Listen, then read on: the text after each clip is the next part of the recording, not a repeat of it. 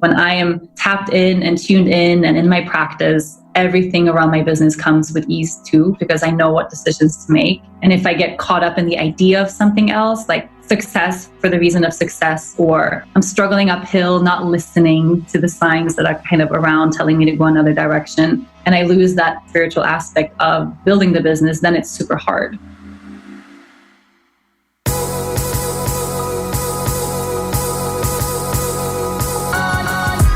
You're listening to the Almost 30 podcast, hosted by Krista Williams and Lindsay Simsick.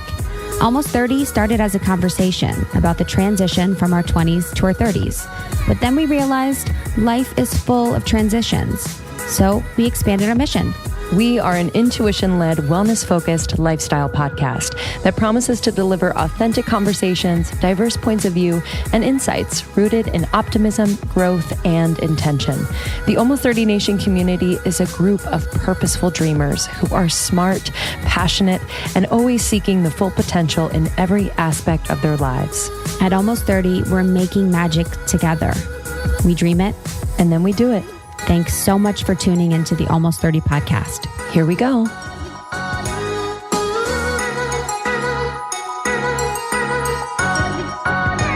Hi, guys. Welcome to the podcast. Welcome back to Almost 30 podcast. We are so glad you're here. So glad. Truly. Sometimes I forget they're here. I know what I mean? I actually really do. Every time they're like, that one time you said, I'm like, no. Sometimes I laugh because I think about, someone tagged us in a video the other day. I think it was Fleur in London. Oh, and gosh. She was listening to one of our episodes, walking through the most beautiful field in like the countryside of England. And I was just like, what weird shit are we talking about right now? And she's in the most beautiful place. I know. And sometimes they'll be cooking dinner or something. Oh, it's so sweet. Yeah. They're cooking dinner. There's a lot of walkers. We've been talking about that, but there's a lot of podcast walkers. Totally. Could be dangerous on the road. Yeah. Depends. Yeah. I was laughing hard the other day at something. I was like, I can't open my eyes. I know. That's a good thing. If you're new to the podcast, Almost 30 started as a conversation about the transition from our 20s to our 30s that Lindsay and I were having when we felt like we were super lost and we should have all the answers and we didn't. So we bring on resources and experts in health, wellness, spirituality, entrepreneurship spaces and try and keep things super light, super funny. Yeah, we're just super relatable. Learning along with you. We don't know anything. Truly.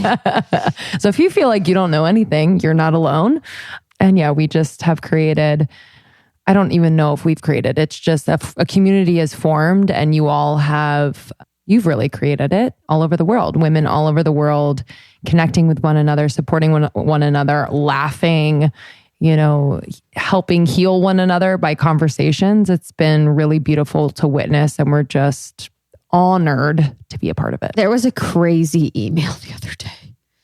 We get some pretty profound emails. Was so crazy though. I was like, man, if we were selling like a product or a service, we should put this on our sales funnel page. Honestly, all of our listeners are like copywriters in their own right. Yo, that's the fucking truth. It's so beautiful. You all are so beautiful. Dude, that's actually the truest of truths.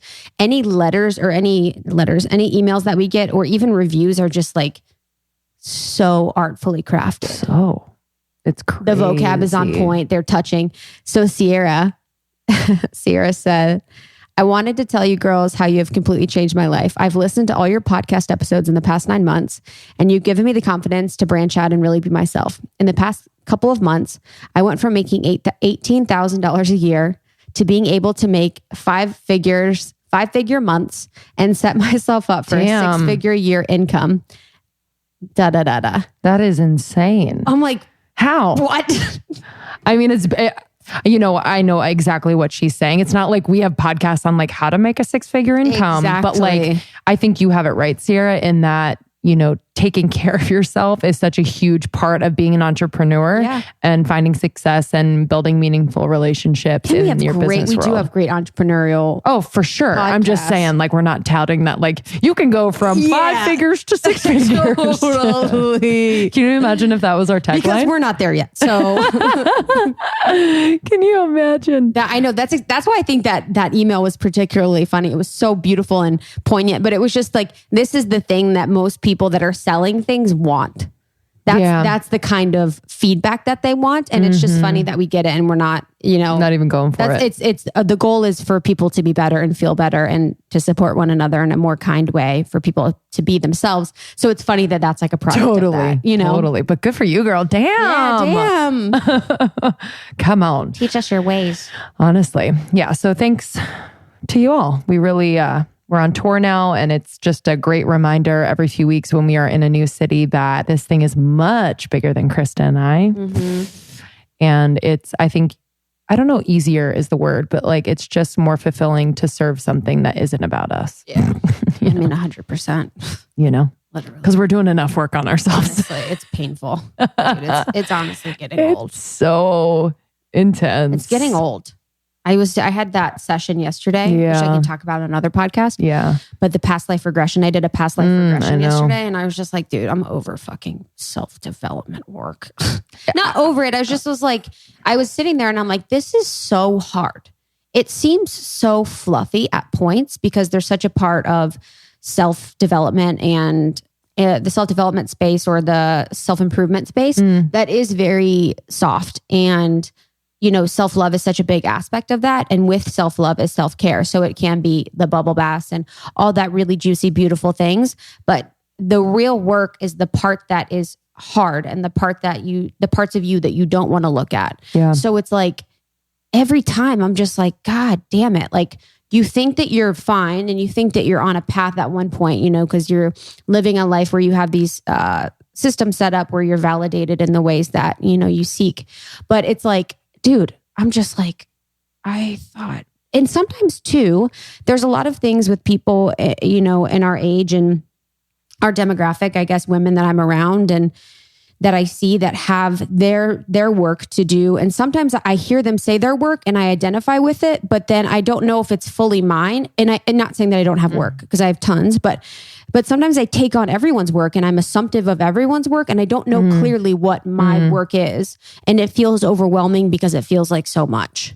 I feel that very much. I think that, one, we're just in a place on earth where there's just so many resources to do the work and it's hard to discern which one is for us. Yeah. But then it's also, for me, my brain goes to the comparison of like, oh my God, they're doing that modality and it's helping them do this. Maybe I should be doing that. It's like never enough. And I've been really wanting to just like simplify what I've been doing, and I've been like looking at the books around. I have a lot of books and they're all like spirituality and self-help and like all this stuff, and which is beautiful. But I want maybe like a fluff novel, a fiction novel. Totally. You know what I mean? Yes. Because I think I do live in my head normally. So to think about all of these things that I should be doing, quote unquote, is actually driving me into more therapy. You know what I mean? 100%. And therapy is so helpful. It's actually the one thing that I'm like, oh, okay. But just thinking about all the things that I think I should be doing actually gives me more anxiety. And I know a lot of you out there relate because we brought it up in the group. It's just like, and we're at the forefront of giving you these, you know what I mean? So there's like this feeling of, yes, we want to tell you all about everything, but I also want you to know that we also have to discern what's best for us too. We're doing it all at least once and then discerning, hopefully. And hopefully digesting it so it's easy for you to understand. Yeah. I think that's a lot of the benefit of podcasts, and the beauty of podcasts is that there can be a book where we bring the person on the podcast. I'll say that for the 80th time. And we're just like distilling down the information so you can take what you want and leave the rest. But that's why I don't read self-help books anymore, because it's too much of a to-do list for me. It becomes something where I feel like I have more to do. I have more work. And that's why I watch trash YouTube, because I can think about like, oh my God, Jake Paul drove a Lamborghini into the pool again. And instead of like, oh, I need to actually think about, harnessing my love for my inner child to better my relationship with myself now. It's just too deep sometimes. Totally. That's why I watch like meerkats in Africa. Yeah. I think it's also happening. I do think we need to allow, because people think I'm in my 30s. I really need to figure this out before I get married, before I have kids, before I go on to the next season of my life. And I just think we need to honor the time that it's going to take and the time it's going to happen in. Yeah. You know what I mean? Like, I feel like if I think about my parents, granted, you know, they didn't have these resources and conversations happening, but, you know, they're learning something later in life and it's kind of beautiful. I'm like, cool. You know what I mean? So like, maybe I'm forcing something now that's not supposed to be learned. Yeah. Yeah. And I mean, the thing is that once you get one thing down, there's another one waiting for you. So it's like, you know, sometimes I'm like, everyone just keep that door closed for a little bit. I know. One at a time. Jesus Christ. I think it's about, for me at least, more like, and it sounds cheesy, but it is like more playing. So when I want to like maybe do one of those things or read one of those things, it's like, well, maybe it's just like really easy and we just like do something that's more playful and I'll find the, for lack of a better term, healing in that rather than like mulling over, like you said, the fact that like my attachment issues are based in whatever. Yeah, honestly. And then you like, but for me, it's like, I like to intellectualize everything. So like, that's like my whole shtick is like intellectualizing my emotions, you know, so those books and those self-help things help me to do that. And I don't need to be doing that more than I do because I will have an emotion and then I'll intellectualize it. And then because I have a solution to why that emotion is happening, I won't allow myself to feel it instead of just feeling it, right? You know, so yeah, who knows? Completely. Dark days over here. Kidding. I have been loving lately. I mean, I do try to like curate my feed, but John Wineland's been hitting me hard lately. If you guys are OGs, you've listened to the John Wineland episodes. And if you have not listened to the Almost 30 podcast John Wineland episodes, they are incredible. They're about femininity, masculinity, the divine feminine, romantic relationships, sexual relationships, and they've been one of our most popular episodes. Yes. But he is John_Wineland on Instagram. If you want to follow him, his videos have been he's just been doing more videos. So it's nice to see he's been doing men's workshops, women's workshops together, all of the above. But there was this one video and I wanted to play it. He actually calls someone out for sleeping in the middle of it. So just ignore that. But he was talking about like feeling like the love running through you is like that divine force. I think sometimes, and I'm just speaking for myself, but maybe you out there can relate, like when love runs through you for someone or in a certain situation, it's so intense that it like, I don't know if scares you is the right word, but you don't know how to like channel it. And you're almost like judgmental of it being too much too soon, or you are looking at it from the lens of the other person, which how could you, because you're not them and you think it should be a certain way rather than just allowing it to move through you naturally. For sure. So here we go. Arguments will continue to be that you will pull the best from any man by not withholding the truth of your heart, which I would call love. So whatever's going through your heart, you know, we define love as this, you know, kind of gooey, Leo, I'm going to come over there and smack you if you close your eyes again, okay? Gooey, devotional, worshipy kind of thing, and that's love. But no, love, it's what's coming for the feminine, it's what's coming through your heart. That's how I would like to define it. And that means whatever's coming through your heart, fear, shame, rage, anger, given with a heart openness, it occurs to them as love. It's nourishment for them. And I know you all still probably don't believe me on this, but it's true.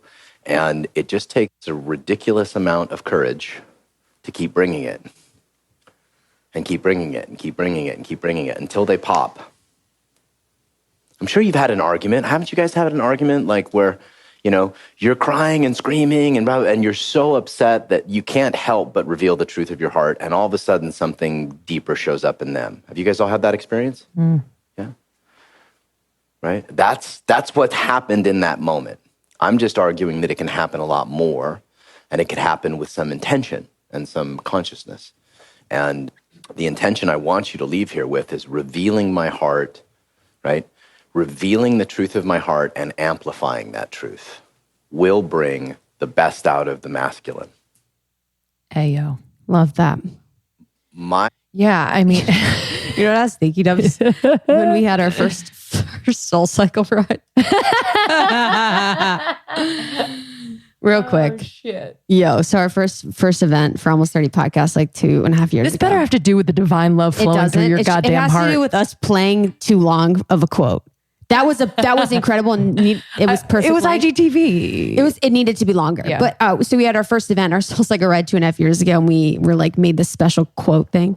It was like an entire. It was like 5 I made a minutes long. cheesy like intro, and everyone in the class was like, "Oh my god, what's going on?" Because it was like during a ride. Anyways, that was first of all him telling the girl to wake up. Oh, it was a guy. God. Oh. Leo, I'm going to come over there and smack you if you fall asleep again. Obviously, it wasn't a girl. Damn it. Duh. It's funny when he says that, like about the full capacity of the woman's emotions. It is, but I do, and I guess my thing is, I do wonder men's ability to hold that. Well, I think that's kind of his point. Is that when you bring it, a man can hold it? I don't know if the point is that he's going to hold it.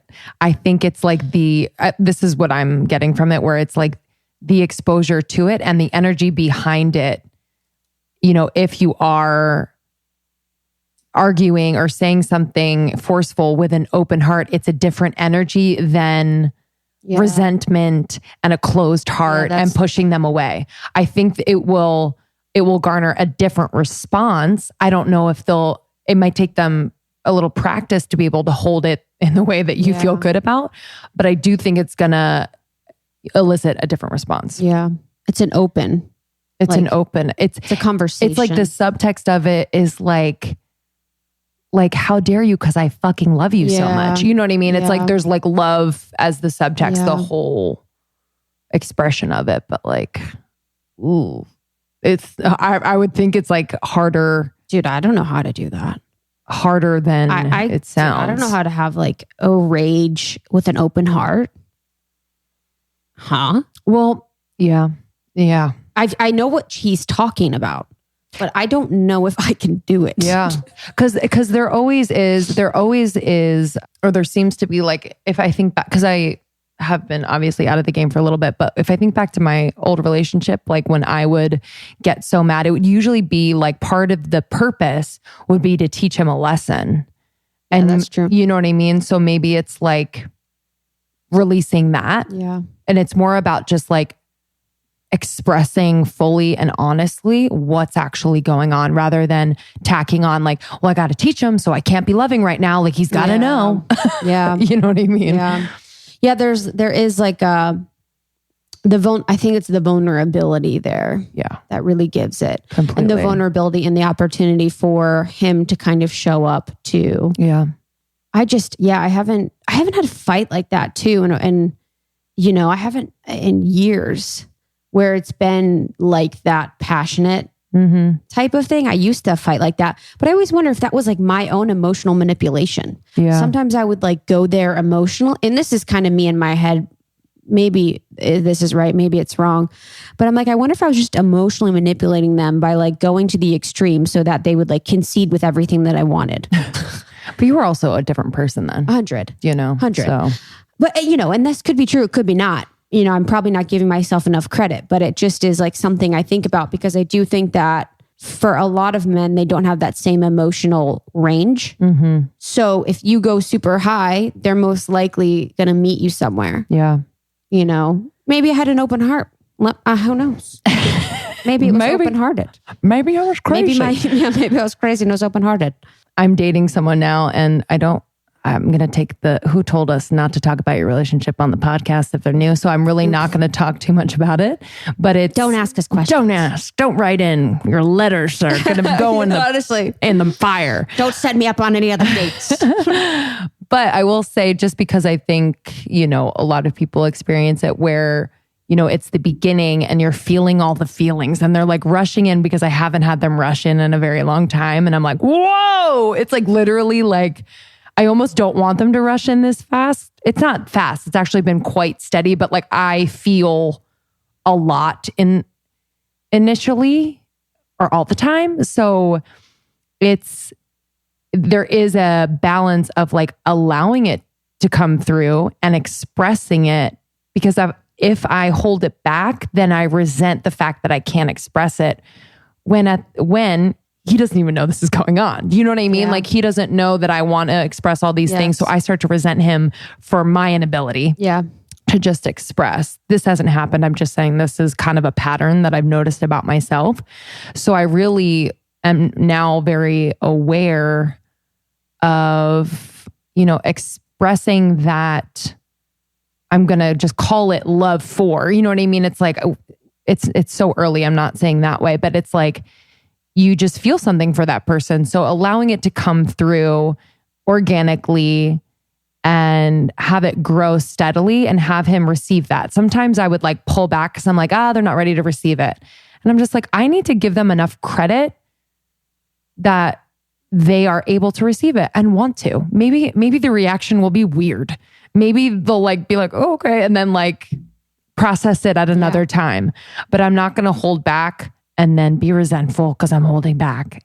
So I think it's the pacing too. It's like, it's not like you're holding back, but it's like, when it's appropriate, you're engaging with that. Yeah. And you're giving that, and like, yeah, it's been a great amount of time. So it's like, but that's what's the hardest. Dating is so fun. And that's what's so hard is you never know. 1 hour, you're like, yes, this is on and popping. They just texted me, da, da, da, da. And then the next day you're like, oh, wow. Yes. I got no emojis last night. Literally. This shit's over. That's the beginning of dating. And it's so bizarre. But I will say with this, there's not too much of that feeling. And I'm conditioned with the other. Yeah. So I'm conditioned to have it be like up, down, all around, da, da, da, da, da, da, da. And this is really steady. So I'm like, where's the up, down, all around? Know, like, honestly. I'm like, give me the ride. But it's actually not creating it. This is what I have wanted and all of that. So it's like the healthy. So yeah, I was talking to a friend the other day. She's like, Linz, that's healthy. And she had a similar experience. She's like, when I met so-and-so, which is who she's with and married to now, she's like, it was just kind of easy and chill. I was like, oh, okay. I'll chill. But yeah, it feels good. But yeah, I know a lot of girls in the group are either in relationships. I mean, it runs the gamut of like just getting out of a relationship, just starting to date again. And I think, stepping into the new territories can just feel so overwhelming. So we feel you. It's the best though. Listen to John Wineland. Yeah, it's so fun. It's so fun. So fun. You get to daydream. Oh yeah. And girls do it very well. Daydreaming. Daydreaming's the best. You daydream. I do. You but totally it's just do. fun when you first start dating. It's like the first time he held your hand and you think about you like leave the next morning. You're like, I remember just like sitting at my cube. I'd be like, oh man, I remember when he held my hand. You just think about that. It's so fucking sweet. The little moments. Yeah. It's so cute. The first time you kissed, the first time they hold your hand, the first time they called you babe, the first time like all that little stuff is just like such a joy. I see the wave of coming where it's going to be like the first time. No, for you, like for babies. No, yeah, for like marriage and babies, where you're just like, oh my, like you see him like hold your baby for the first time. You're just like, you know what I mean? Totally. It's like those. The one. Oh my god, we had a friend's baby that was like a teeny. It was a beanie baby. She was like. It was like I will never birth a beanie baby. It was 4 months old. And Justin's like, how old is he? Like 2? I was like, oh, fucking bless. Bless. That's my baby daddy. He's like, should we send him to kindergarten Honestly, next year? Is he walking yet? Can he slam dunk yet? Oh, shit. Oh, man. Anyway, follow John_Wineland. Yes. We love him so much. Okay, announcements. So we are on tour. I hope you guys know, and we would love for you to join us. We have cities coming up: Nashville, Miami, New York, Chicago, Washington, D.C., Philadelphia. And we have live shows happening in New York and LA. And we would love to see you on tour. So go to our website, almost30podcast.com. You can find all the information there. And our retreat is sold out. So we are excited to see our ladies there, and we will keep you guys posted if there is more information on that coming up. And then we are working on exciting things for Your Podcast Pro. So Your Podcast Pro was created to give people all the resources that we wish we had when we started our podcast. So we will be launching something very, very exciting for that in the next couple months. Yeah, we can't wait to share that with you. We know a lot of you are starting podcasts and all the things are up-leveling with your current podcast. So we're here for you. All right. Our guest today, we were really excited, so honored. This has been a long time coming. We've been a fan of Rachel Brathan's for a long time now and have always just really respected her and held her as like someone that we respect in the social media space and a human on this planet. Yeah. She's one of those people, again, like Kat Sadler recently, where I had everything I've seen from her and read from her became very clear when we spoke on the phone. So it was like, I always had these memories of her, you know, Yoga Girl, her Instagram page, her books, everything like that, and consuming it and reading it and thinking she was so special and so clear and so pure and just in the perfect position for this role in her life, for people to look up to her, for her to be a voice for many. And it was just funny to connect the dots in my brain, you know, of everything like that, and then be on the phone with her, talking to her for the podcast. Yeah, and she has a new book coming out, which is so incredible. It's called To Love and Let Go. It's a memoir of love, loss, and gratitude. And really the message is around the importance in accepting the changes that come in life. It's about cherishing our memories, but also being able to really let them go as we step into our future. So she is one that is so articulate and elegant and just real. I loved, we spoke to her over Zoom. She's in Aruba, and it was just so beautiful to connect with her even in that way. We have, you know, obviously we love in person, but it doesn't matter with her. She was just so connected and present. And her daughter is just the sweetest. Oh my gosh, her daughter is a pure little peanut. She's the sweetest. So if you go to Rachel's Instagram, you can see her beautiful daughter there. We talked a lot about vulnerability, being vulnerable online, her life now with her daughter, her healing process, and just so much more. You know, I'm really excited to share this interview with you. We're really excited to have this be shared with Rachel's community and just to be connected with someone as amazing as that. I know that she shouted us out on one of her episodes recently on the podcast, and there was so many of you that contacted us because of that. So we are excited to kind of merge these communities and do more together. You can visit yogagirl.com for all things Yoga Girl. So she has yoga teacher training. She has yoga practices, her shop, which is full to the brim of, you know, t-shirts and whatnot. And then her book as well, you can pre-order. So yogagirl.com. Rachel, thank you so much for joining us. We love you. Can't wait to meet you in person one day. Cannot wait. Enjoy this episode. Share with your friends. That really means a lot to us. Honestly, that's how we've grown, is just by word of mouth, period, the end. So thank you again for rating and reviewing. We're going to read a review on the other side of this episode. We read every one of them and take them to heart. So thank you for sharing your thoughts. Yes, we love you. Enjoy this episode. Tried and true. Hum Nutrition is almost 30 nations' favorite. We've heard from so many of you that incorporating Hum Nutrition into your routine has made you feel better on the inside and radiant on the outside. I'm on a skin kick, so I'm using topicals and supplements to help improve my skin. And Hum Nutrition has a supplement called Skin Heroes. It's a pre and probiotic. So it really nurtures the gut and the skin. As you know, your gut health is so closely connected to your skin health. So we gotta get it right.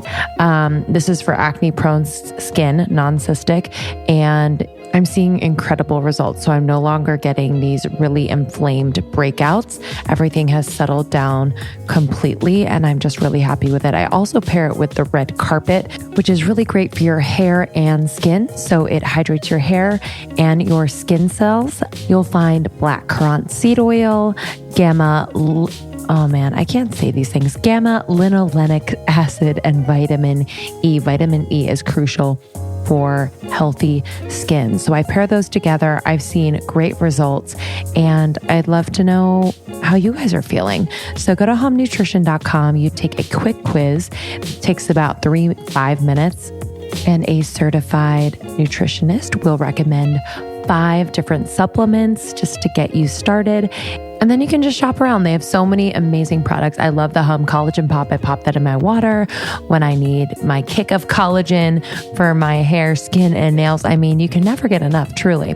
So humnutrition.com, use the code almost30. You'll get 15% off your first order. So that's humnutrition.com. Code is almost30 for 15% off your first order.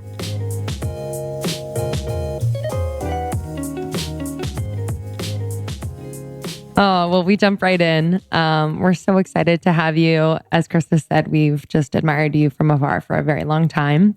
And our community is, are big fans of yours. And you have really inspired not only their yoga practice, but just their daily lives and how they take care of each other and manage their energetic cups. And just, as women, I think we give so much. And so how do we give back to ourselves? And you've been someone that they turn to consistently. Oh, I love it. Yeah. And I'll never forget, like when I first got on social media a long time ago, you were one of the first people that I followed. And through that time, it was like when your friend had passed. And I remember seeing I remember seeing through you and your experience and your vulnerability, like what social media could be, on the positive side. I was like, oh, wow, like this is really something, that there is this human element and there is this like vulnerability element that people are really drawn to and that people are really connecting with and that people are really finding peace with. And, through Rachel's experiences and through your honest sharing and like I've cried for sure, during that period in time when I would read those posts.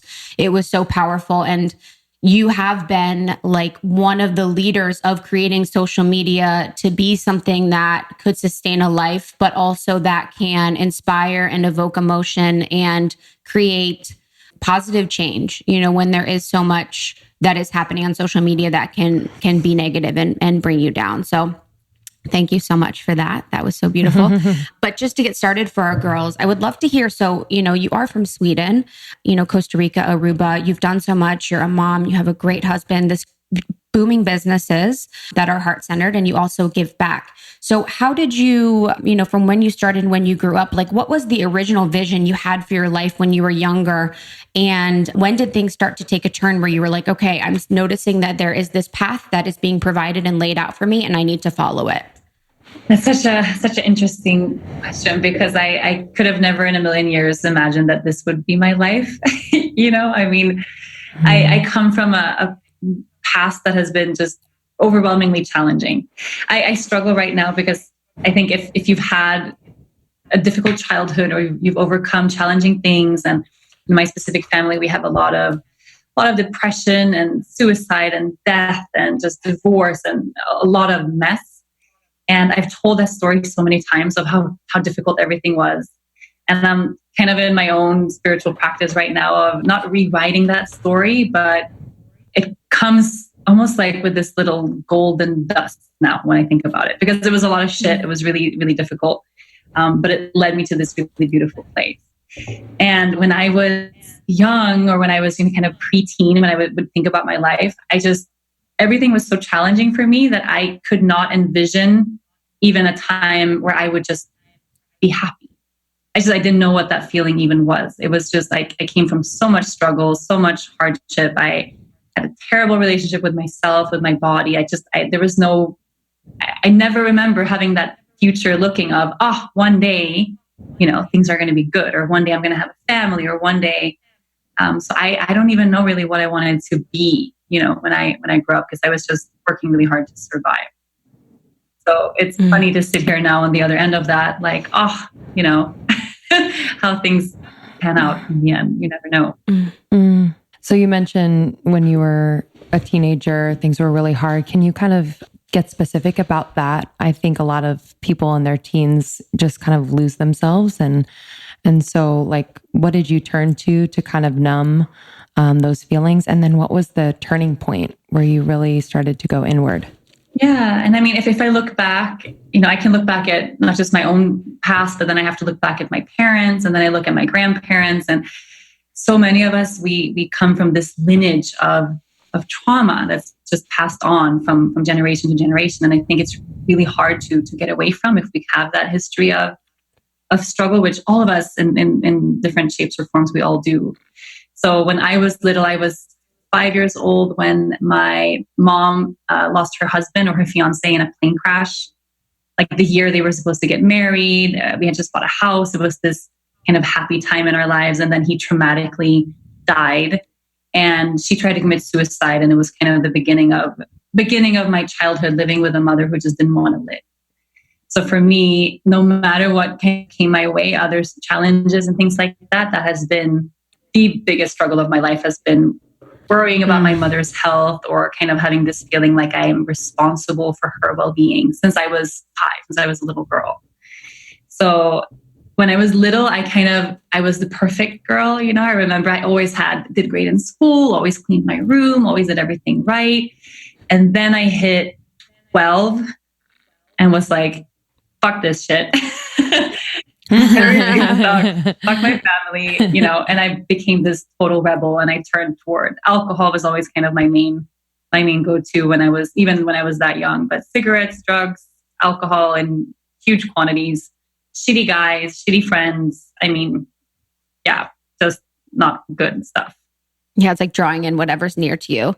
That's interesting. So my mom was suicidal for parts of my life. And, I had like kind of, when you said you were perfect and you were doing everything right, I wrote down, I was a rebel. And so when you were 12, that's kind of the person I was, it was like, I'm never going to be enough of a reason for you to love your life or be happy, or I'm never going to be enough where you see me as something you love enough to stick around. So I became a rebel too, and was just kind of like, all right, like I'm over this. I'm going to do whatever I want, and found ways to numb too. So I can completely. Yeah. And I think it's natural. I think we have to go through that as teenagers either way. But I think especially coming from that challenging place, it's part of finding our own identity. We have to kind of throw everything up into the air of like, okay, life as I've known it hasn't really worked out, or I've lived entirely for other people, or I have this idea about myself that doesn't actually fit with who I am. So I think for me, I was always the fixer of things. I was always the person who would put everything back together and try to make everybody happy and keep everyone connected. And I always failed. So I can look at that time now as like, it was a really great thing that I was able to step into that place and be a rebel and go crazy and do all the stupid shit I had to do to find my own way. Otherwise maybe I still would have been that little, that small version of who I was supposed to become. Mm-hmm. Yep. I totally know. I remember hanging out with certain people. I was like, I don't really like this. And then it was like finally realizing that being nice was cool, being kind was cool. And I was like, okay, this kind of feels good. And this is kind of the path that I want to be on. How did yoga come into your life? What was that journey like for you? I started off, I found meditation first, and it was as kind of how all things go. So it was my mom who introduced me to meditation in the first place. So I kind of got to go back to the root of some of my problems, and then found this really big solution, or not a solution, but a big tool to use to move that. Wow.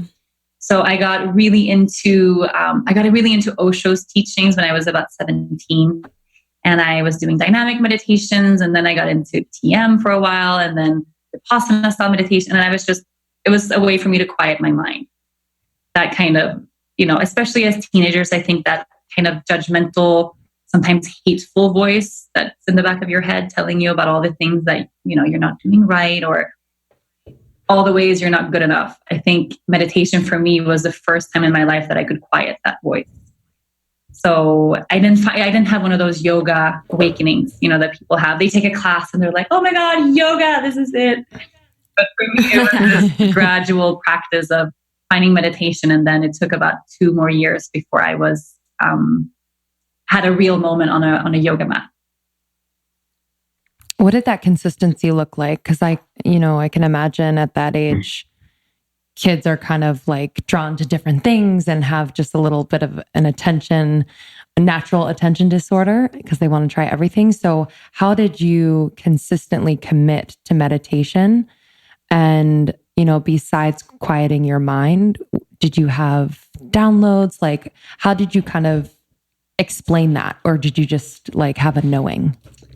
It was really hard. I remember it being really hard also because if you don't have a community of people that are into that same type of lifestyle, it's going to be, you're going to be the odd one out, or you're going to have to explain your life choices, or it's really hard to shine if you're kind of surrounded in of people who aren't shining in that same way, or who are looking for different things. So all my friends, were still partying, still doing drugs, still drinking a ton. And I was like, hey, I want to maybe not get messed up tonight and maybe get up in the morning and meditate. And people were like, oh my God, she's lost it. Like, what happened to her? Mm-hmm. And for me, it took actually leaving. I don't think I could have made my way to that place of real consistency in that practice and in a way that would actually change my life if I hadn't left and found that genuine community of my own. And with your, Instagram account, it's just, do you you never really predicted it and you've always sort of cultivated this beautiful community online.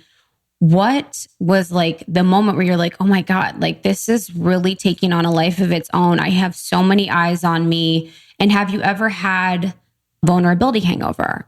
Sometimes when I'm sharing so openly and honestly on the podcast, I'll feel a little raw and I'll feel a little unsure, about things that I'm sharing and if I should be sharing or not, or if it's fully baked, or if I've processed it, or if I've thought about every side of it. So I'd love to hear about, your journey with the Instagram account and kind of that growth and then the vulnerability side of it. I think through the Instagram piece, it was kind of a gradual thing. I think in the very beginning, I had this idea that I was going to be this perfect yoga person and I wanted to inspire or quote unquote, inspire. So I would be very proper and kind of do things the way my teachers had shown me. And I would write out the poses and in Sanskrit and contradictions and do this and not this. And it's just not the type of person that I am. And as a teacher, I'm not this structured, traditional type teacher at all, but I was trying to show that version of myself. And it wasn't 100% authentic. And I think as with anything that isn't authentic, it gets hard after a while. It becomes like something we have to do or a show we have to put on. And I had a big moment. There was a really big eye-opening moment for me. I was going through something. I still can't remember exactly what the challenge was, but with my boyfriend, who's now my husband. And we were having a really hard time in our relationship, fighting about something. And I sat one day trying to think of this perfect caption to write with my, whatever, handstand on a beach, yoga photo that I had taken. And instead of sharing that, I just said, well, screw it. I'll just talk about what I'm feeling. And I shared something that was really hard. I remember that feeling of, is this okay to share? What's the response going to be? Are people going to think that I'm a weirdo, or am I the only one going through this sort of stuff in my relationship? And I just shared something real. And the response I got was so much more heartfelt than anything else I'd seen up until that point. And it was just so eye-opening, like, oh, okay, I can actually, speak the truth about even hard stuff and people, engage in an even more genuine way. It brought me so much more. And I never went back to that idea of having to be someone online. It was super liberating. And I've never had the vulnerability hangover. I hear people talk about that all the time. Mm-hmm. Never had one. I'm so jealous. I don't know. I think that's true alignment, though. I think it's true alignment to just speak and feel and trust, the way that you do. And you just process quick, get it out. And I'm kind of still working on that. I've never been one that really expressed fully how I was feeling. So I'm still working on it. But yeah, I definitely get that hangover. It's also the practice of, I think, because I do it in groups. It's one thing on a podcast with a mic. And maybe there's people listening, but they're not right there looking at you. And same with Instagram. There's people reading, listening. They're not sitting in front of you. I practice it with our teacher training groups, with our retreat groups. If I don't, hold the space for myself to be vulnerable, the group can't be vulnerable. And it's so hard. But 20 times a year, I step into a group and I bare my heart and I cry and I, share whatever shit I'm going through that day. And it really is a practice of just letting yourself open up in that way. And I think it really works. Yeah. So the hangover, I think maybe comes from not having that, that face-to-face action in the same way. I highly recommend it. Not sure if you guys know this, but one of the most polluting industries in the world is the fashion industry. Yeah, I have so much gratitude for the brand that we're going to introduce to you guys today, because I have been on the lookout for a sustainable fashion brand that we could share with you. And I'm so excited about our new partner. Yeah, we've been trying to do our best in every way to be sustainable. It's one thing at a time. So we're being patient with ourselves, but Moravere is incredible. They have sustainable clothing, like tees that are super soft, dresses, flattering pieces, jumpsuits for your everyday and work. And they have non-toxic dyes, local production. So most 97% of their product is made in LA, made with sustainable fibers. So you can't go wrong. Yeah, and I love the styles. So the styles are kind of that boho California chic. It fits super well. And not only does your tee come super soft, but you can actually plant a tree with every tee that you purchase. Yeah, I love that. And their clothes are made in limited quantities to eliminate excess waste. Which piece did you get? I got the Effie romper. So it's EFFIE. And it is belted around the waist. It is a halter top at the top, and the shorts sit just right. So they're right above my knee. I could wear it to work over with the jean jacket, or I can wear it on the weekends to brunch. And it is so freaking soft. I also love all of their cropped pants. So if you guys are looking for those cute cropped flowy pants, this is where you get them. And I'm really digging the Soci tulip skirt, and I paired it with the KCT, which is so damn soft. And then get this. Okay, so I got the Deadwood Classic biker jacket, and it's made from recycled leather. You guys, this is genius. Reducing the strain on the environment, one garment at a time, one choice at a time. We can do this together. We are so proud to partner with Moravere and introduce you to them. So go to shopgreenlove.com/almost30 and then use the code almost30 at checkout to get 15% off your order. That's shopgreenlove.com/almost30 and then use the code almost30 at checkout to get 15% off your order. You guys know that I get every single thing I can delivered to my door. So when I found out that I could have organic, nutritious, gluten-free, plant-based, dairy-free, non-GMO, sexy meals straight to my door, I was pumped. Sign me up. I know. Actually, this week I got the Sakara 3-day plan. So I'm kind of in and out, and this worked perfectly for me. I just ate the Sakara burger. It had chili cashew cream, coconut bacon, which is like a vegan bacon with little maple flavor. It was so delicious. These meals are super hearty, super clean, and just really thoughtful. I always look at them and I'm like, how did someone think of this? They're so chef cool. created. It's one of the only meal delivery brands that I've worked with that actually feels like a meal I eat when I'm out. Yes. So it feels super thoughtful, super flavorful. I also love that they source their ingredients from local farms. So all of the vegetables that you're getting, this is really an opportunity for you to blast your cells with nutritious vegetables in your diet, are all from local farmers. So it ensures maximum freshness for you each meal. Yeah. They also have this new metabolism super powder, which is really cool. It actually helps to fire up your metabolism while stabilizing your blood sugar, eliminates bloat, and decreases puffiness. So I've been really loving that. You can add on different things to your order at any time, whether it's the detox tea or this metabolism super powder. You can peruse the website. Their stuff is so good. You can trust them. And we just love using them, especially now that we're back in LA and just wanting to create a really healthy routine. Yep. And if you want to, you can also listen to the podcast episode we did with Danielle and Whitney. If you search anywhere you get your podcasts, Danielle Whitney of Sakara with Almost 30, you can hear more about the brand, the founders behind the brand, and the meals. So go check that out as well. Yeah, and we're happy and excited to give you $60 off your first order, sakara.com/almost30. And then at checkout, use the code almost30. So that's sakara.com/almost30 and use code almost30 at checkout to get $60 off your first meal program. I have to tell you, because I experienced it myself, decorating or redecorating your space does not have to be stressful and it does not have to be expensive. When I found Article, everything was okay. Article is a place where you can find beautifully well-made furniture, Scandinavian simplicity, beautifully designed.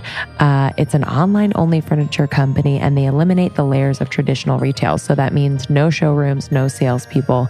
You just save a lot of money. And what's even better is that every order is shipped at a flat rate of $49. So that's no matter how many items you order.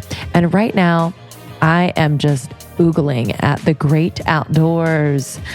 Their collection for summer 2019 has arrived, and it is chic as hell. So if you have this outdoor space, I highly recommend checking out article.com/almost30, and you will get $50 off your first order of $100 or more. They also have sofas, chairs, tables, bedroom furniture, storage, outdoor decor. They have really cute pillows and rugs. I just ordered a rug from Article, actually. I ordered the Taza rug. It's super chic. That's all I'm going to say. So check out article.com/almost30 and you'll get $50 off your first order of $100 or more.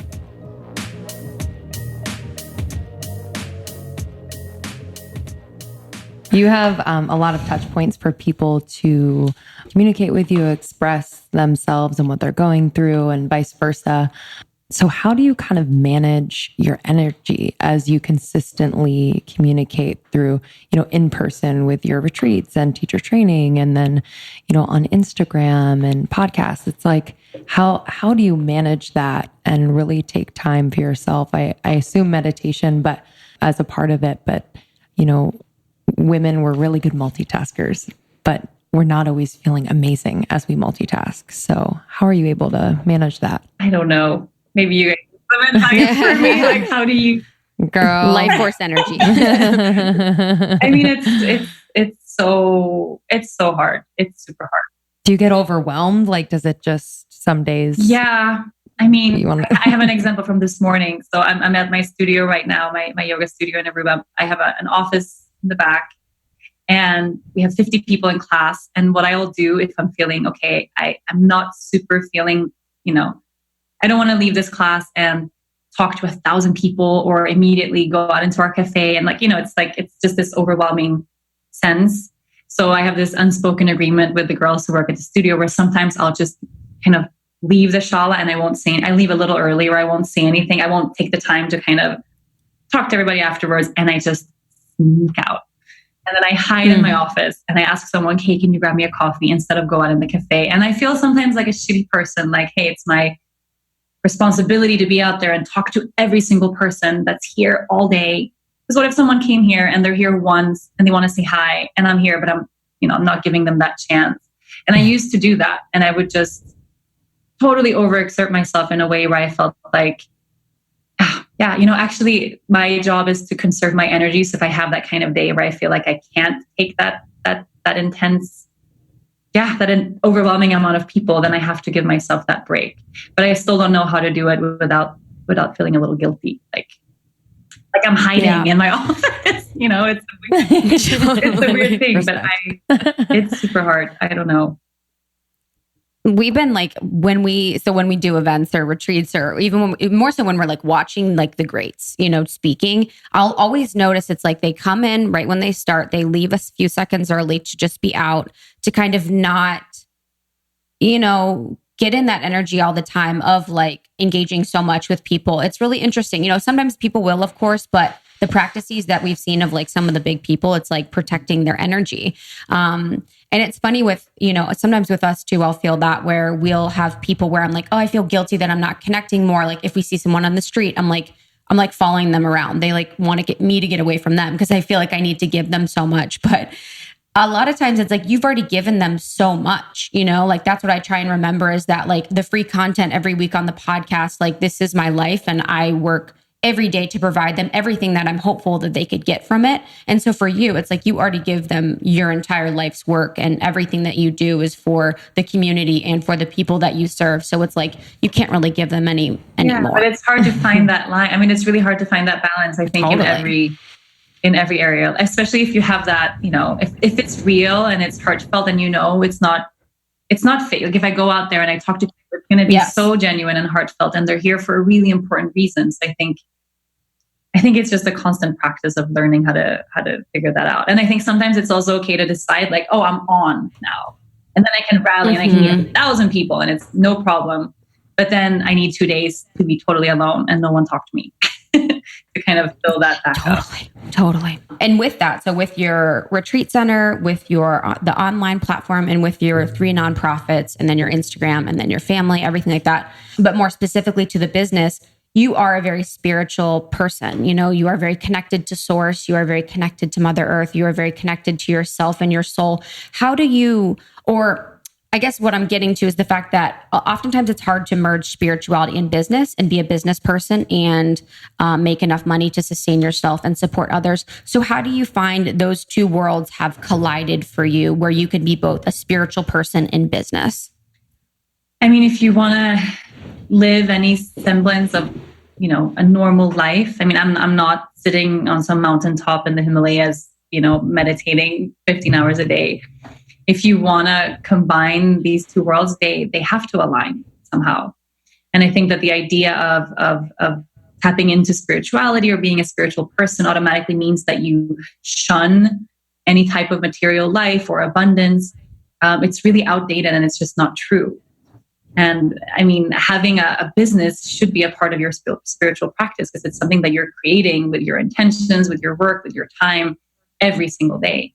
So if it's not part of my spiritual practice, then what am I even doing? And I think that whatever intention we set for our business, there's always that underlying reason of why. It's not just to make money. I mean, I don't think anybody really does, anyone who feels any type of fulfillment with what they do, it's not really purely about the money in the end. And I think the more intention you can find in whatever it is you're doing, the more spiritual that aspect of your life is going to be. And I can see that so easily when I am tapped in and tuned in and in my practice, everything around my business comes with ease too, because I know what decisions to make. And if I get caught up in the idea of something else, like success for the reason of success, or I'm struggling uphill, not listening to the signs that are kind of around telling me to go another direction, and I lose that spiritual aspect of building the business, then it's super hard. And I get tired and I feel burnt out and, all these other symptoms come along the way, where I think if you treat your business as a part of your spiritual practice, it should be, material abundance, but you're also providing something super heartfelt to people who really need it. So it's not really about money. It's about providing something much bigger than that. As it relates to the business, what is your relationship with time? I think we live in this social media world where followings are growing at an exponential rate and we have to be the first to do this and we're behind on this and we don't have this. So how do you kind of manage that relationship and be as present as possible? I know for a fact now that whenever I have my phone in my hand, I'm not going to be 100% present with whatever it is I'm doing. So that idea of the multitasker, which is a part of myself that I love, and I can get so many things done and be super efficient. And when I got pregnant and we were building the studio, I had this idea of, we're going to have a baby room here. So we built a room for her. I have my office here, and then next door was the baby room with a crib and a diaper changing station and toys. And I was like, I'm going to be one of those people who just, the baby's around and he's going to grow up at the studio. I'm going to do my trainings and retreats and she'll be all the time here with me when I work, which was a really nice thought until I had her and realized that, holy fucking shit, having a baby is, all consuming all consuming. And for me, the idea of just trying to divide the time spent with her while doing something else, those months, the first months of being a mom, trying to do that were the hardest of my adult life, for sure. I felt guilty every day, all the time, every meeting I took, even just breastfeeding while doing something else, because I wasn't 100% there with her, and I was trying to give someone else attention, but I didn't want to be with them. I just wanted to be with her. So I was doing this kind of half-assed job, wanting to be somewhere else. And it took about 8 months, actually, of trying to juggle all those things to figure it out. And it's that multitasking, it works for certain areas, but not if you want to give something 100% of your presence and energy the way you want a child or, any relationship that's super, super important and vital. So I decided if I ever have another kid, I'm retiring or I'm going to take a whole year off and not do groups. And, I'll make a lot of changes. It was a big learning process for sure. Yeah, your girl is angel. I know. She is so cute. It should be illegal. It is like, how are you so adorable? Crazy. But I've never had that before where, I love doing a lot of things at the same time. I love it. Like I love feeling efficient. And it was the first moment of my life where I realized, I don't want to be efficient here. I just want to be here. Nothing else. And it was easy to make that, make that choice. There's nothing else that's ever going to be more important than her. But it took a long time to figure it out. Yeah. Can you, I read your post with her, and she just seems like such a special little being, and, the spirituality of motherhood. So it's like, you're multitasking, you're doing all the things more in the masculine, and then the allowing and the feminine with your beautiful girl. Can you talk about, how you've seen Source come through you with your relationship with her, and then even as the family unit? Like, what has that been like seeing, God, universe in her and your family now that you have this daughter? I mean, it's really hard to explain even, because I have these moments with her every day, where normally, or before becoming a mom, I would have to kind of orchestrate something. I'd have to roll out my mat, turn off my phone, and like, okay, everybody go away. Here's my time for me. Do my practice, do my pranayama, do my, do the thing, basically, to tap into this place where I felt really connected. And then I would have moments in my day-to-day, a really beautiful sunset or a super special moment with my husband, or, moments where I would have that glimpse of just peace. But it was always really brief, and it was always, a lot of space of doing in between the being. And with her, because she just is, right? Even if she's in a tantrum, or she's, we're in a challenging moment and she's screaming because of whatever reason, she just is. There's no attachment to anything, around that. And she pulls me into that all the time, again and again, all the time, every day. And it's short moments, but we can go from just walking down the street to her just kind of melting into me. And I just get 15 seconds of like, oh my God, it's like union of it's 100% God, source, spirit, whatever you call it. And I find that if I'm able to be present with her, I can catch that and melt with her. But if I'm busy doing, then it's like, oh, okay, mommy loves you, but I don't have time right now. So it's also been that practice of just realizing that maybe those opportunities are here all the time. We just have to find the people, or sometimes they're animals, or it's nature, or it's yoga. I mean, it's something. But the more we surround ourselves with that, I think the more beautiful our lives are going to be, for sure. But she's my little guru. I mean, yeah. A lot of women in our community are moms, or soon to be moms. How did you nourish yourself during your pregnancy, and then as right around like when you gave birth and had this being that you were taking care of, and you also have a husband and a business? So it's like, how did you nourish yourself, both with food, with maybe new practices that started to make more sense? For me, the bigger change I think I did in terms of nourishment becoming pregnant was my pace, actually. So I have a fairly healthy diet. I mean, I'm vegan. Actually, when I was pregnant, I was in a phase of being vegetarian. but it wasn't so much about my input of things. It was more that I had too much input of too many things all the time and moving at a pace that was just really intense and always creating and building and doing and listening and reading. I mean, it was this constant, and you can look at it from food or caffeine or, whatever intake you have physically, but it's also this intake of information from all around all the time that just keeps us going at a really high pace. So for me, nourishment came from not being physically able to do things at the same pace. It's just my body started hurting in ways it never had before. I was slow. I got really huge. I mean, all those things that you just can't control. So I had to slow down. I had to take baths. I had to, take more time to do the things that I normally would do really quickly. And I find that through that was the most nourishing thing for me, was just figuring out that I can actually create the same amount of magic and operate at a pace that allows for me to be here. And it never really clicked before, because I'm a fast-paced person. I mean, a lot of us is, but actually food in terms of nourishment in that way, I didn't have one of those big, some women get pregnant and they're like, oh, I realized so much about body and food and cravings. I didn't really have that. I ate a lot of ice, weirdly. I've heard that before. I've heard that, literally. Yummy. Were you nauseous a lot? In the beginning, like a couple of weeks, but throughout the whole pregnancy, I would get one of those giant, gallon mason jars of ice from our ice machine at home.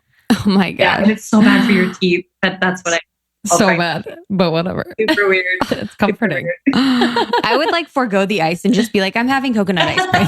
It would be like, my body would be like, you want ice? I'd be like, I want ice cream. I don't know. It was weird. Oh my gosh, the crunch. Yeah, your poor teeth. But that's a really good craving. I'm supportive of that craving.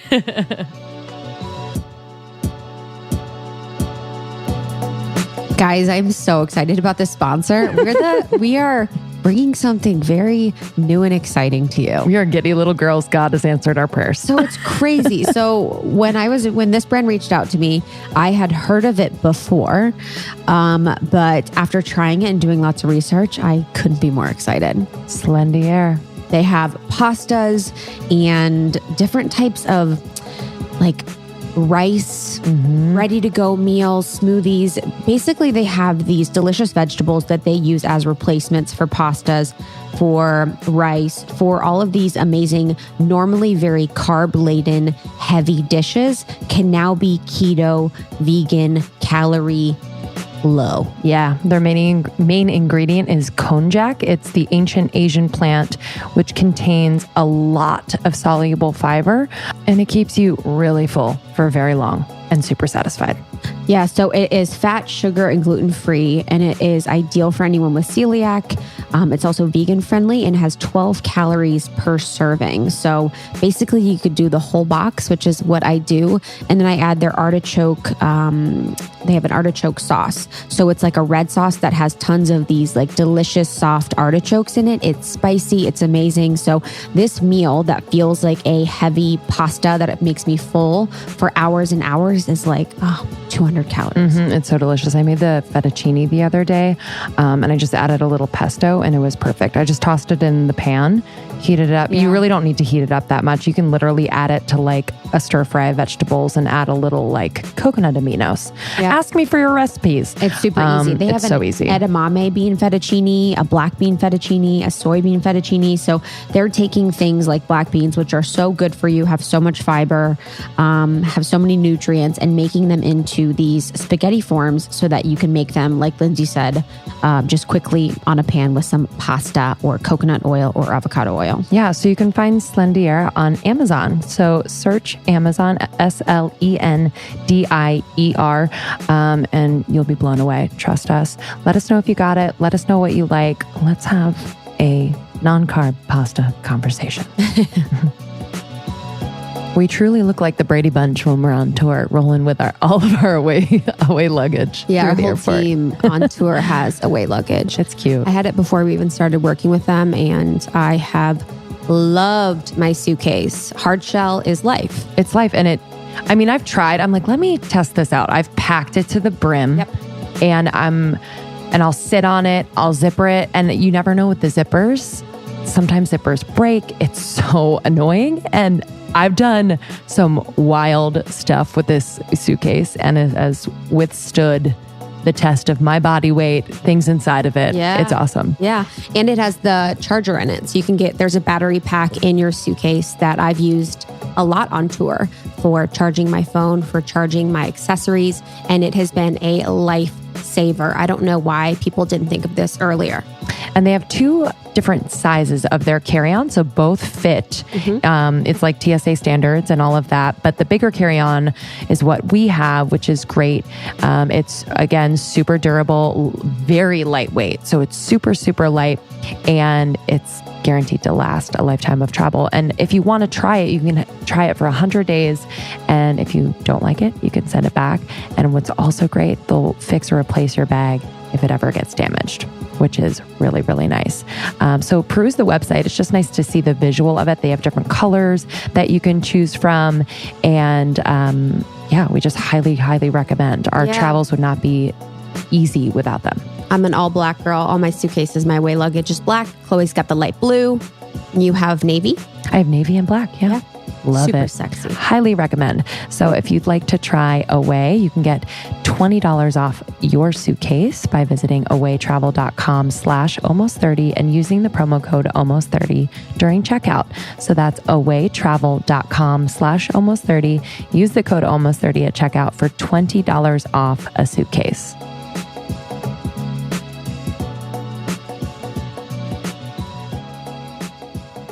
So Lindsay and I, we mentioned we were just in Costa Rica for a week, and we were actually doing a ceremony. We had 4 plant medicine ceremonies with ayahuasca, which was really beautiful. Yeah, it was our first dip in the water, and it was just really magical. And I know that, and some of just what you've talked about, and a few times you've mentioned when you talked about, lineages of your family and healing of them, that reminded me of something that I kind of experienced during my ayahuasca journey. And then something else you mentioned was looking at your past, at the situations, like especially with your family and, your mother's not wanting to live, bringing you to meditation. So it's those connections that are often made in ceremony that help you to see the beautiful situations that were brought out of pain in your life to bring you to where you are. Can you talk about your experience with that and some of the beautiful things that have come through during some of your ceremonies? It's my favorite thing. I mean, sitting in circle with people, it's so underrated and it's so simple, and it doesn't even, and I think a lot of us, in the Western world, we have this idea that to sit in ceremony, we have to go to Costa Rica or we have to be at a yoga studio. We have to create this adventurous experience and find a shaman or it's entirely possible to sit in circle with our friends, with our family, with people who we love every day, every week. We try to do it at the studio here with the girls who teach and my team, that every week we sit in circle and we meditate and we share and we have a theme and you can create ceremony out of that. But some of my most life-changing, spiritually awakening moments have been in through plant medicine in ceremony in that way that you guys, I would love to hear more about your experience. It's so Oh my gosh. I had a really intense, super, that I actually just wrote about. It was my first ever experience in cacao ceremony with a really beautiful shaman who, it's a very long story, but who basically I had the experience where I could see my mom and my dad behind me. And then behind my mom was her mom and her dad. And behind my dad was his mom and his dad. So behind me, I was at the tip of this triangle of people. So my whole ancestry behind me. And I could see and feel in my heart and throughout that ceremony, all the pain and all the trauma and all the struggle that had been passed on and how it was totally inevitable, just totally inevitable. And it brought with it for me this total clearing of any resentment that I'd held for my own parents in terms of whatever pain they, inevitably caused me, because I realized that they had no choice, right? All of these things came their way. So they grew up and became this type of person who didn't know how to do anything different than exactly this. And if they could have done better, they would have done better, of course. and all the resentment that I had for a lot of different things, it just washed away in that moment, realizing that every single person here did the best they could with what they had. Even, where there was abuse and there was, really intense, heavy things. And then this shaman, I was 20, I think. Yeah, 20 years old. And he was walking me through this. And then he said, it's very interesting because you're one of few people I've met in my life who have a very clear life purpose. And I'm going to tell it to you now. And I was like, what's my purpose? Tell me. You're 20. You're like, cool. Yeah. And he told me, he said, you come from a lineage of people that carry an intense amount of pain.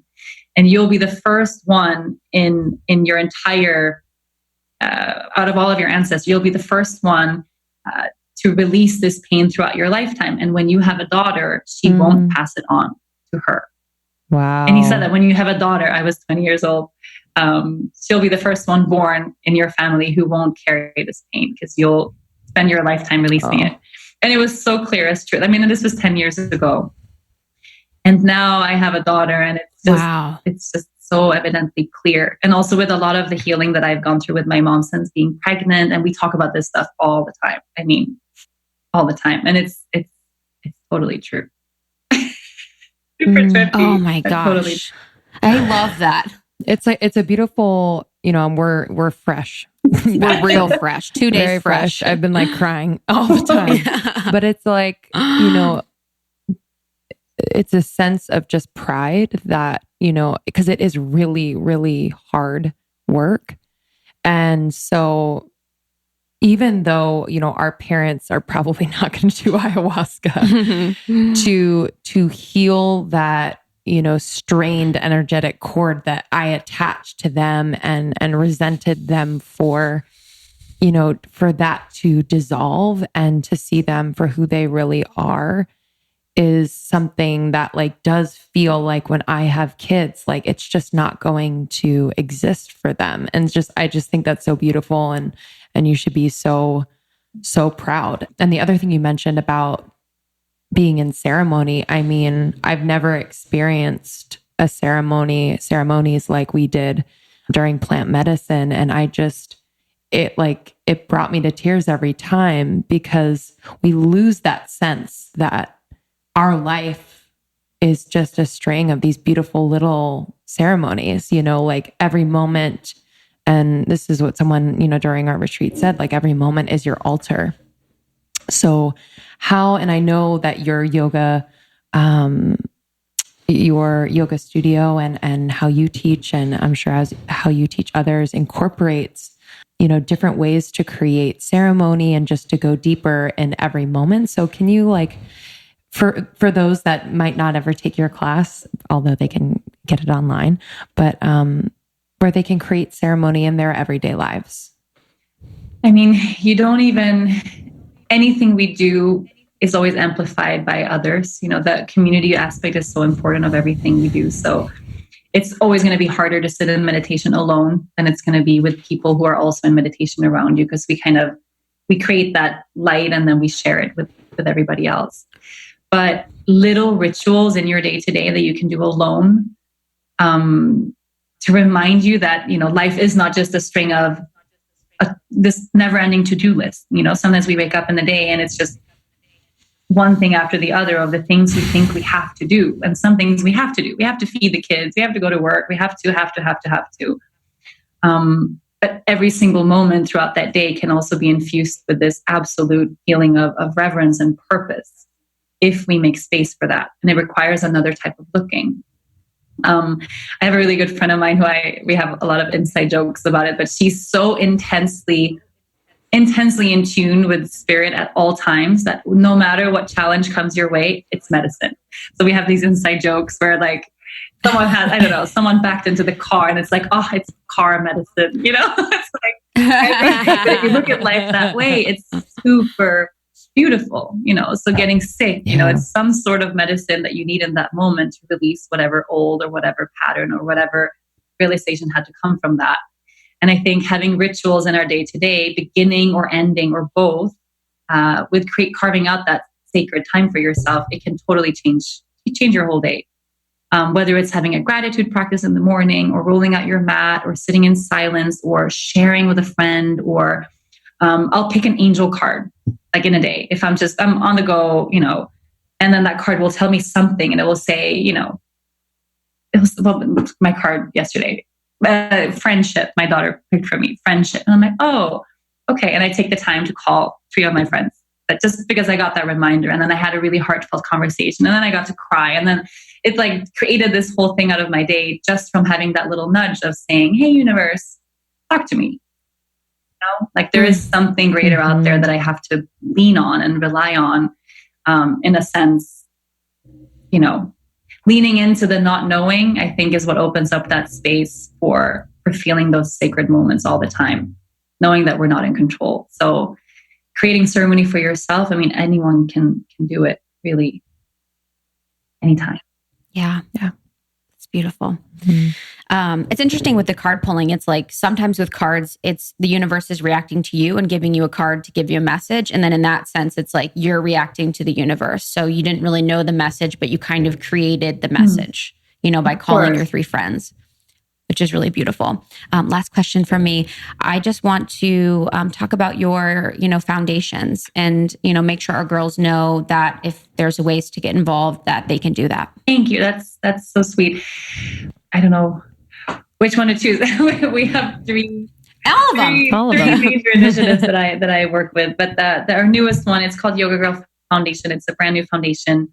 We fight child abuse and on the island where I live, but actually in every country of the world, physical, sexual abuse and neglect toward children is really prevalent and something that people don't talk about because it's a really heavy subject to talk about. But especially here where I live and in this part of the world, it's this thing that happens daily behind closed doors. So we have launched a new initiative to ensure the well-being and safety of the kids here. And hopefully this is a project we can take global and take into other communities as well.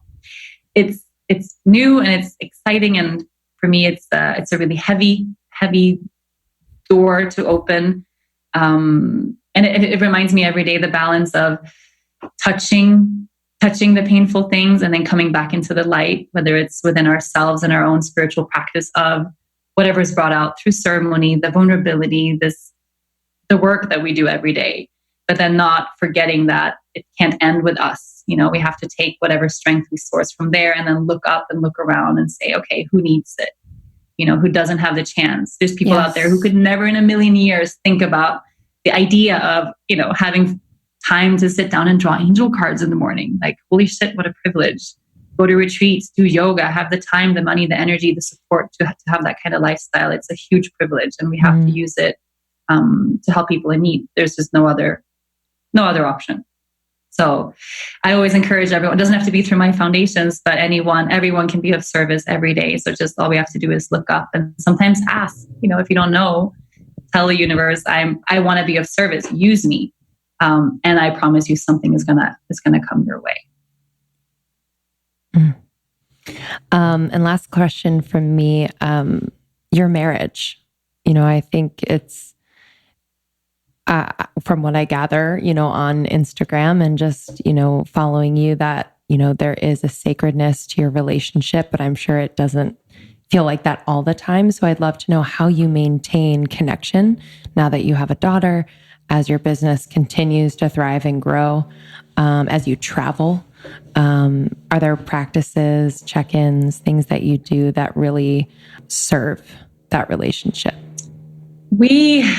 It's been a really challenging thing for us. I think with any new parent, especially for the dad, it's a little bit more of a shock having a baby, how consuming it is. So for us, we have this habit of doing check-ins throughout the day. Like, do we need alone time? And the answer to that question is almost always yes. So we have kind of, sometimes my husband jokes that our day, him and I, begins at 7 because that's when we put the baby down. So even though it's nice to have dinner with her and we do things as a family, oftentimes we'll have like a fake dinner with her and then we put her down and then we light candles and we sit and we do something just for us. And we do that every day. Every day. We never let work go past that time so that we have that time to tune in. And he actually has a bigger need than me for that space, that alone time, that intimacy. I can go a whole week and kind of, get frazzled or get busy. And he's always the one to be the first one to remind, like, hey, we need date night. Oh shit. Yes, we need date night. And then we do that. And sometimes actually I had this kind of emergency this week where my passport is expiring and I'm in Aruba and I have to go to Sweden for a new passport. And it's this whole thing. And I have to find an embassy to go, a Swedish embassy somewhere to go get this weird thing. And my husband is like, oh my God, let's make a romantic trip out of it. Oh, we're taking a 24-hour trip to Bogota in the morning to get a passport expedited. And found a cute hotel and a nice restaurant. I mean, we do our best. Yeah. Oh, I love that. I mean, what is she going to think when she finds out about these fake dinners? She's going to be like, what the heck? You guys have been lying to me for years. When she gets out of her crib and she's like, oh my God. She's going to walk in one day. What's going on? Hey, I'm walking, by the way. Yeah, honestly, like I've been watching this forever. Well, you are a delight and a joy. And I'm so grateful for the work that you have and for taking the time for us and Almost 30 Podcast and Almost 30 Nation. Where can our lovely community connect with you? Yogagirl.com. I have classes and retreats and trainings and podcasts and all sorts of lovely things on there, and on Instagram, Yoga Girl. And can I just say, I'm so grateful that you guys had me on the show. You are just awesome people. And thank you for spreading the light and doing the work. It's so important. And I so value you both. Oh, thank you so much. That means a lot. Your podcast is amazing. It's one of my favorites. And the one with Rachel Cargill was like incredible. So I really thank you for that conversation too. She's a friend of the pod. And yeah, so start there, but go through all of them. They're incredible. And can we do another podcast where you guys tell me about your plant medicine experience? Yes. Oh, yes, girl. Yes. I was like, the words that you were saying, I was like, those were like specific words. I'm like, lineage. Oh my God. Come do a retreat over here and then tell me all about it. Done. I'm so down. We would so love down. that. I'll be like, she'll be like, it'll be a day when you're in the back. I'll be like, she's in the back. Like, I promise she said I could come to say hi. Like, no, but she's hiding. Yeah, honestly. We'll break down the door. Yeah, literally. I'll be the one bringing you coffee. I'm like, hello. I was psycho. Oh, thank you so much for your time. We can't wait to meet you in person. That'll probably happen this year. Yes. Goals. Yeah. Thanks so much, lady. Keep the photos and videos of the babe coming. I We know. love the little girl. Thank you. Bye. All right, thank you. Have a great day. You too.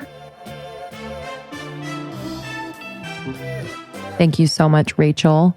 And we're just really honored to be introduced to your community as well. We know they're so special. So we're grateful for you. Please visit yogagirl.com. You can also visit yogagirlfoundation.com. And they actually have their first project launching in July of 2019. So you can sign up for their newsletter and follow them on Instagram at Yoga Girl Foundation. Awesome. I love that so much. Thank you so very much. We will see you guys on tour, and let's read our review of the week. Yeah, I got you.